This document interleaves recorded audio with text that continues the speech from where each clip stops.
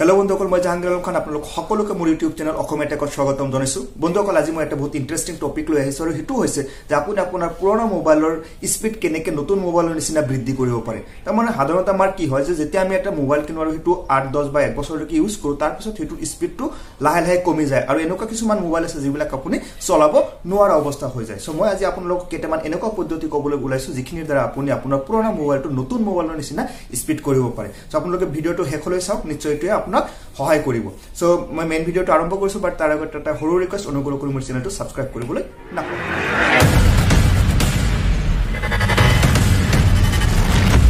মই এই ভিডিওটো কিয় বনাব লগা হ'ল বিকজ এটা এটা জেনুইন প্ৰবলেম হয় আপুনি যিমান দামৰ মোবাইল নলক সকলোতে এটো কম বেছি পৰিমাণে দেখা পাব সো বুলক মই কেইটামান আপোনালোকক পদ্ধতি ক'বলৈ ওলাইছো আপুনি যদি এই পদ্ধতিবিলাক প্ৰয়োগ কৰে নিশ্চয় কিছু হকা পাব সো আহক আমি পদ্ধতি কেটা সো বন্ধুসকল আপোনাৰ মোবাইল স্লো হোৱাৰ যেটো মেইন কাৰণ মই ভাবো হেতু হৈছে আপোনাৰ মোবাইলৰ যেটো ইন্টাৰনেল মেমৰি থাকে হেতু যে আপুনি চাব আপোনাৰ মোবাইলত হয়তো 8GB 16GB 32GB 64GB 128GB এনেকুৱা ধৰণৰ ইন্টাৰনেল মেমৰি থাকে যেতিয়া কি হয় যে আপোনাৰ সেই ইন্টাৰনেল মেমৰিটো লাহে লাহে ফুল হৈ যায় বা অলমোস্ট ফুল হোৱাৰ অৱস্থাত লাহে লাহে আপোনাৰ মোবাইলৰ স্পীডটো কমি যায় সো আপোনালোকে সকলো সময়তে আপোনালোকৰ মোবাইলৰ ইন্টাৰনেল মেমৰিটো ক্লিন কৰি ৰাখিব আপুনি ফ্ৰী কৰি ৰাখিব কাৰণ মোস্ট অফ দা টাইম 90% টাইমত এনেকুৱা হয় যে ইন্টাৰনেল মেমৰি ফুল হোৱাৰ কাৰণে আপোনাৰ মোবাইলৰ স্পীডটো কমি যায় সো যদি আপোনাৰ মোবাইলৰ স্পীড কমিছে আপুনি এবাৰ ইন্টাৰনেল মেমৰিটো চেক কৰি এতিয়া বন্ধুসকল আপোনালোকক যেতিয়া মই কম যে ইন্টাৰনেল মেমৰি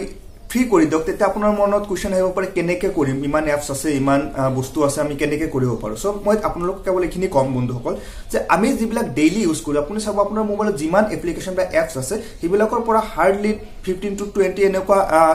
আছে এপছ আছে যিবিলাক আপুনি ডেইলি ইউজ কৰে বাকি চাব মোৰ দেন 50% 30 40 50 লৈকে এনেকুৱা এপছ আছে যিবিলাক আপুনি বছৰত এবাৰো ইউজ নকৰে সো আপুনি যদি হেনেকুৱা ধৰণৰ এপছ বিলাক ইনষ্টল কৰি দিয়ে তেতিয়া হলে আপোনাৰ ইন্টাৰনেল ষ্টৰেজ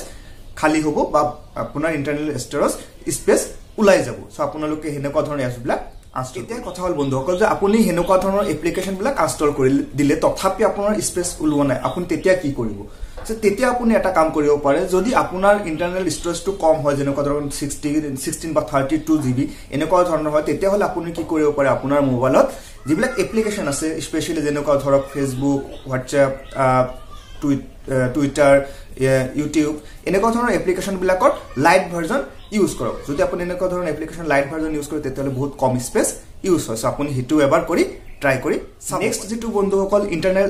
স্পেস ক্লিয়াৰ কৰাৰ এটা ফৰ্মুলা হেতু হৈছে আপোনাৰ সব এনেকুৱা বহুত আনইউজুৱেল ভিডিও আপোনালোকৰ মোবাইলত থাকে স্পেশালি হোৱাটসএপত হোৱা ভিডিও বিলাক বিকজ ইবিলাক আহি কি হয় আমাৰ ইন্টাৰনেল ষ্টৰেজ বিলাক নষ্ট কৰি থাকে এটা পিকচাৰ আহিছে হেতুৰ কাৰণে ইন্টাৰনেল স্পেস নষ্ট হৈ আছে ভিডিওৰ কাৰণে ইন্টাৰনেল স্পেস নষ্ট হৈছে সো আপোনালোকৰ সকলো সময়তে হোৱাটসএপৰ যিখিনি মিডিয়া ফাইল আছে তাৰে পৰা যিমানখিনি আনইউজুৱেল ভিডিও আৰু ফটো আছে ইবিলাক ডিলিট কৰি ৰাখিব তেতিয়া হলে সব আপোনাৰ মোবাইলত বহুত স্পেস উলাই যাব ইয়াৰ উপৰি বন্ধুসকল যদি আপোনালোকৰ ইন্টাৰনেল ষ্টৰেজৰ তথাপি কিছু প্ৰবলেম থাকে তেতিয়া হলে আপোনালোকে আৰু এটা কাম কৰিব পাৰে আমাৰ আজিকালি আগৰ দিনৰ কথাটো বেলেগ আছিল বাট আজিৰ দিনত যিবিলাক আমি ফটো উঠুইবিলাকত অলমোস্ট 8MB 10MB ইমানকে স্পেস লয় আৰু আমাৰ হাজাৰ এনেকুৱা ধৰণৰ পিকচাৰ থাকে সো ইটোৱে কি কৰে ম্যাক্সিমাম আমাৰ স্পেস হিটুৰ কাৰণে নষ্ট হৈ থাকে সো আমি এটা কাম কৰিব পাৰো যে আমাৰ গোটেইখিনি ফটো কি কৰিব পাৰো গুগলত ব্যাকআপ হিচাপে ৰাখি থব পাৰো যদি আমি হেনেকে গুগলত ব্যাকআপ ৰাখি থও তেতিয়ালে আমি আমাৰ মোবাইলত না ৰাখিলেও চলি যাব সো আপোনাৰ যদি ষ্টৰেজৰ প্ৰবলেম হৈছে তেতিয়ালে আপুনি এটো এবাৰ ট্ৰাই কৰি চাব যদি এখিনি কৰে তেতিয়ালে আপোনাৰ ইন্টাৰনেল ষ্টৰেজ ফ্ৰী হৈ থাকিব আৰু ইন্টাৰনেল স্পেস ফ্ৰী হৈ থাকিল মানে আপোনাৰ মোবাইলৰ স্পীডো বৃদ্ধি হয় আহক বন্ধুসকল এতিয়া চাও নাম্বাৰ 2 এতিয়া আমি নাম্বাৰ 2 মোবাইল স্পীডৰ কাৰণে বেলেগ কি কৰিব পাৰো যে আমাৰ ইন্টাৰনেল ষ্টৰেজ ক্লিয়াৰ কৰি দিছো ফ্ৰী হয় তথাপি আমাৰ কি হোৱা নাই স্পীড বৃদ্ধি হোৱা নাই তেতিয়ালে আপুনি এটা কাম কৰিব পাৰে যদি আপোনাৰ মোবাইলত মাইক্ৰো SD কাৰ্ড লগাব পৰা যায় আৰু আপুনি যদি মাইক্ৰো SD কাৰ্ড লগাইছে আৰু হেতু যদি কম দামীয়া হয় যেনেকুৱা ধৰক 150 বা 200 रुपीसত লৈছে তেতিয়া হলেও কি হ'ব পাৰে আপোনালোকৰ মোবাইলৰ স্পীড কমি যাব পাৰে কাৰণ যেটো ট্ৰান্সফাৰ কৰা যেটো প্ৰসেস থাকে হেতু যিবিলাক কম দামী আমাৰ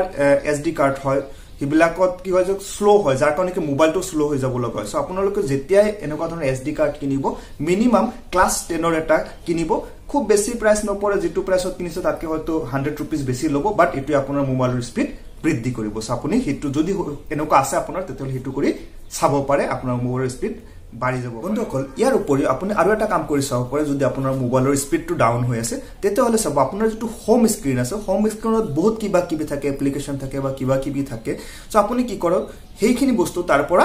গুছাই দিয়ৰ পিছত চাব আপোনাৰ মোবাইলৰ স্পীড বৃদ্ধি হয় কাৰণ কেইবাবাৰ মই এইটো ট্ৰাই কৰি চাইছো যে এনেকুৱা কৰিলেও কি হয় আপোনাৰ মোবাইলৰ স্পীড বৃদ্ধি বন্ধুসকল ইয়াৰ উপৰি মই আৰু এটা বস্তু বহুত লক্ষ্য কৰো যে মানুহবিলাকে এনিমেটেড বস্তু ৰাখি ভাল পায় যেনেকুৱা এনিমেটেড ওয়ালপেপাৰ ৰাখিছে বা এনেকুৱা ধৰণৰ কিবা ৰাখিছে কিন্তু বন্ধুসকল আপোনালোকে জানি নাজানে যে এনিমেটেড এনেকুৱা ধৰণৰ বস্তুবিলাকৰ কাৰণে আপোনালোকৰ মোবাইলৰ বহুত বেছি স্লো হ'ব পাৰে যদি স্পেশালি আপোনাৰ মোবাইলটো অলপ বাজেট ৰেঞ্জ বা মিডল ৰেঞ্জৰ কাৰণে হয় 10-15 মানৰ প্ৰাইসৰ হয় তেতিয়ালে আপুনি এটো ডাঙৰ সমস্যাৰ সন্মুখীন হ'ব পাৰে যদি এনিমেটেড বস্তু বহুত বেছি ইউজ কৰে সো আপোনালোকে দৰকাৰ নাই এনিমেটেড বস্তু সো আপোনালোকে হিনেকা ধৰণৰ বস্তুবিলাক বন্ধ কৰি দিয়ক যদি মোবাইলত এনিমেশন অন হৈ আছে এটো ডিসেবল কৰি দিয়ক সব আপোনালোকৰ মোবাইলৰ পাৰফৰম্যান্স ডেফিনেটলি ইয়াৰ বন্ধুসকল এনেকুৱা আৰু এটা কাৰণ আছে যেটোৰ কাৰণে আপোনালোকৰ মোবাইল স্লো হ'ব পাৰে হিটো হৈছে যে আমি কি কৰো প্ৰত্যেক দিনে বহুত এপ্লিকেশন ইউজ কৰো 10টা 15টা 20টা 30টা লৈকে আৰু হিবিলাক আমি ব্যাকগ্ৰাউণ্ডৰ পৰা ক্লোজ নকৰো বন্ধ কৰি নিদিও ক্লিয়াৰ কৰি নিদিও আৰু ইটোৰ কাৰণেও কি হ'ব পাৰে আপোনালোকৰ মোবাইলৰ স্পীড কমি যাব পাৰে সো আপোনালোকে কি কৰিব আপোনালোকে যিমান এপছ ইউজ কৰে হিবিলাক পিছত গৈ গুটেখিনি ক্লোজ কৰি দিব তেতিয়ালে চাব যে আপোনালোকৰ মোবাইলৰ নাম্বাৰ 1 বেটাৰি ব্যাকআপ বাঢ়ি যাব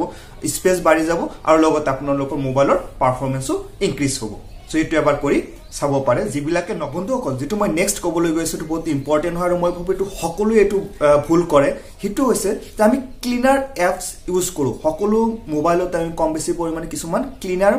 এপছ ইউজ কৰো যেটোৰ দ্বাৰা আমি আমাৰ মোবাইলক ক্লিন কৰো মই কেৱল ইখিনি এডভাইস কৰিম বন্ধুসকল কেতিয়াও আপুনি ক্লিনিং এপছ ইউজ নকৰিব কাৰণ ইটোৰ দৰকাৰে নাই আজিকালি আমাৰ স্মাৰ্টফোন বিলাক ইমান ডেভেলপ হৈছে এন্ড্ৰইডৰ ভাৰ্জন বিলাক ইমান ডেভেলপ হৈছে যে ইটোৱে নিজৰ মোবাইলক কেনেকে ক্লিন কৰি ৰাখিব লাগে তো নিজে জানে সো আমি extra third party apps install কৰা কোনো দৰকাৰ নাই ইটোৱে উল্টা আপোনাৰ যিমানখিনি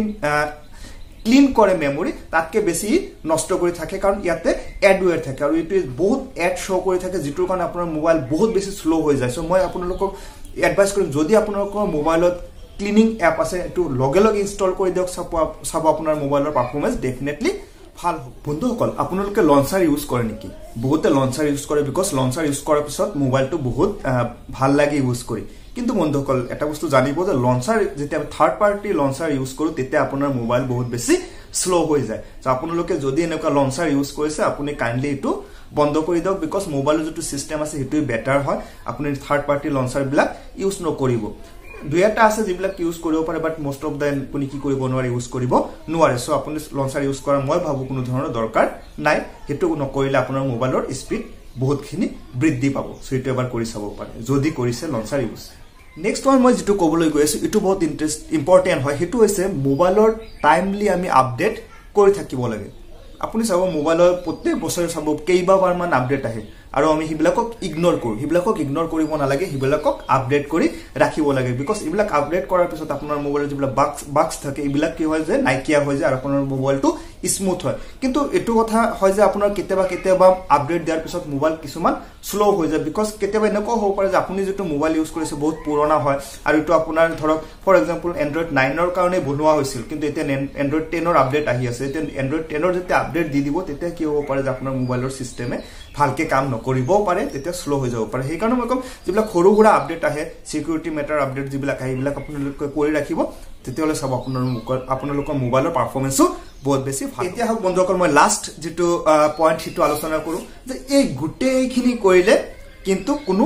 ৰিজাল্ট নাহি তেতিয়ালে আপুনি কি কৰিব তেতিয়ালে আপোনাৰ হাতত আৰু বেলেগ কোনো অপচন নাই আপুনি হেভি ডোজ এটা দিব লাগিব আৰু হেভি ডোজ কি হয় যে আপোনালোকৰ মোবাইলত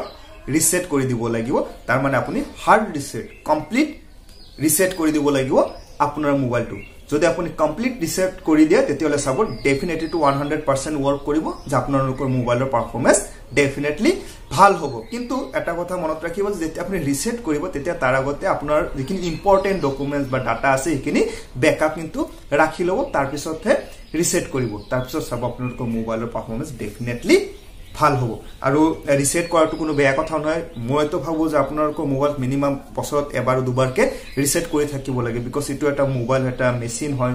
কন্টিনিউয়াসলি চলি থাকে সো এটো লাহে লাহে স্লো হোৱাটো ডাঙৰ কথা নহয় সো আপুনি যদি নেকি ৰিসেট কৰি থাকে তেতিয়াহলে এটা ভাল স্পিড পাব আকৌ নেক্সট ৰিসেটৰ পিছত সো